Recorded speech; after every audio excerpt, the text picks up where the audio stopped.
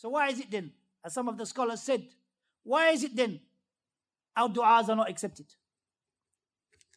We have over how many? Nearly 2 billion Muslims around the world. Why is it we find in many countries Muslims are humiliated, their wealth is taken from them?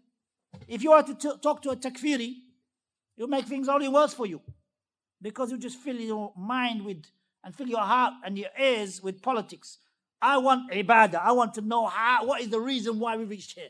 Don't tell me about this good ruler and that ruler and this ruler and that ruler. I want to know about me, because that ruler, he's going to be questioned Yawm al-Qiyamah. That's his questioning. But all of us are responsible. The Messenger said, كلكم راع وكل راعي مسؤول عن رعيته. The imam, the man in the house, the woman in our house, the servant. ألا كلكم راع وكل راعي مسؤول عن رعيته. But what the takfiri does, and the Hizb ut-Tahrir and all these other political activists, they will want to lead you away from focusing upon yourself, and you end up focusing upon the rulers. No. All of us are responsible. I want to know what I have to do. No, I don't want no emotional dawah. I want to know what I have to do in terms of knowledge. So what should we do? We look at why we are not being accepted. Du'as. Why? Ibrahim ibn Adham, he mentioned, لأنكم عرفتم الله فلم تطيعوه. You know Allah, but you don't obey Him. This is the majority. عرفتم الرسول فلم تتبعوا سنته. You know the Messenger صلى الله عليه وسلم, but you hardly follow his sunnah. عرفتم القرآن فلم تعملوا به. You know the Quran, but you don't hardly act in its accordance. وأكلتم نعم الله فلم تؤدوا شكرها أو تؤدوا شكرها. You eat the blessings of Allah, His sustenance, what He provides for you, provisions, but you do not give its shukr, its thanks. وعرفتم الجنة فلم تطلبوها. You know paradise, but you don't seek it.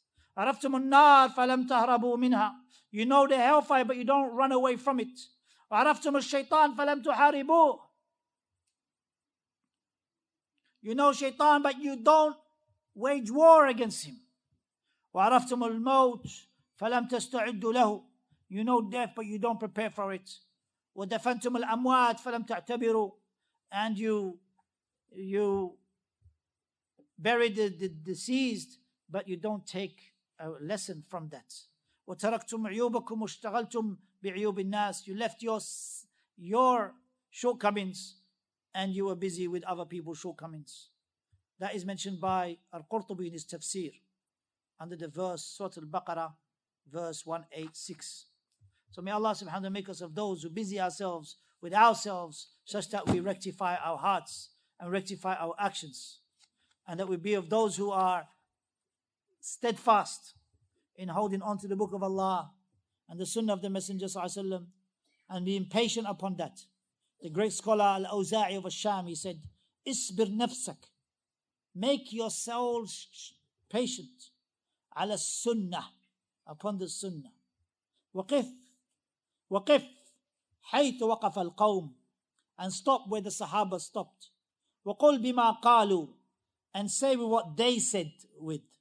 وكف عما كفوا عنه, and withhold yourself from what they withheld themselves from. واسلك سبيل سلفك الصالح, and follow the path of the pious predecessors. فإنه يسعك ما وسعهم, for what was sufficient for them is sufficient for you." And Abu al-Aliyah from the Tabi'een, he said, "عليكم بالأمر الأول, upon you is to follow the original state of affairs. الذي كانوا عليه قبل أن يتفرقوا, that which they were upon before they split up, or before the splitting came." And that's so true. The splitting came. The deviation came of all these groups that deviated. Don't be like those who تفرقوا واختلفوا, like those who split up and deviated. Go back to the original state of affairs. Tawheed will unite you. Sunnah will unite you. If you go back to Tawheed and Sunnah, you will be united. And you will be strong. And you will be firm. Yes, they may call you Orthodox Muslim, whatever they call it.